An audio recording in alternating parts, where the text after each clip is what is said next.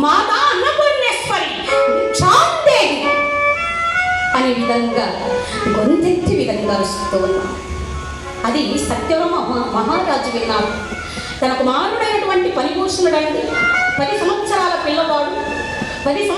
పిల్లవాడు తన కుమారుడైనటువంటి ఫణిభూషణ్ణి ఆ యొక్క ఫణిభూషణ విధంగా పిలిచాడు. నాయనా ఫణిభూషణ, ఇలా రా బాబు.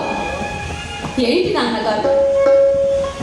బాబు, మీ అమ్మ పూజా మందిరంలో ఉంది, అతిథులు వచ్చారని పిలుచుకుని రా నాయన అంటూని ఆ అబ్బాయి, ఆ పసికలు, ఆ 10 సంవత్సరాల పిల్లవాడు అలా చూస్తూ